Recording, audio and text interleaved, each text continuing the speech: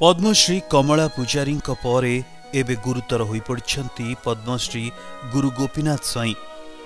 गुरुतर अवस्था कृष्णलीला गायक गुरु गोपीनाथ स्वाई को मेडिकल भर्ती करा जायछि।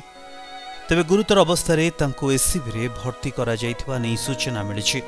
वर्तमान गुरु गोपीनाथ स्वाई को 107 वर्ष बयस। तांकर अवस्था गुरुतर होइथिबा जोगु आज तांको कटक एससीबी रे एडमिट करा जायछि। तेबे गोपीनाथ मेडिसिन विभाग रे चिकित्सित होउछंती।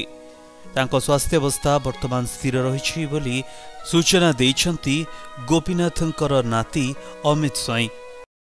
भाई केमती अछि वर्तमान जेजेंको देह? वर्तमान टिके इंजेक्शन देबा के ट्रीटमेंट देबार टिके स्टेबल अछि, भलो अछि। केउ परिस्थिति रे आपण नै के आसीथिले एससीबी कोन रहितला कि आपण को आनिबा को पड़िला एससीबी को?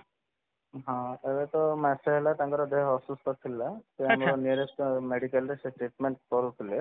अच्छा इंजेक्शन सालाइन देले 2 दिन भल होई जरा तापर पुणे आउथरे सेम दे हेबार।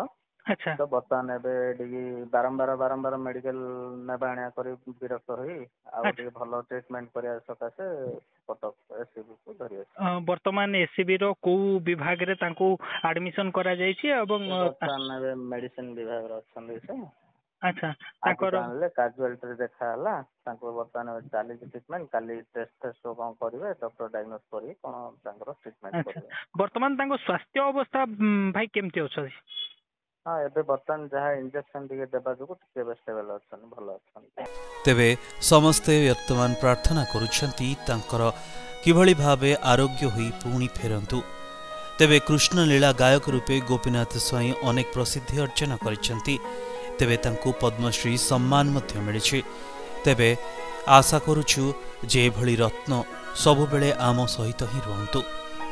कटकरू सिद्धेश्वर रावलंक रिपोर्ट, प्रदीप टीवी।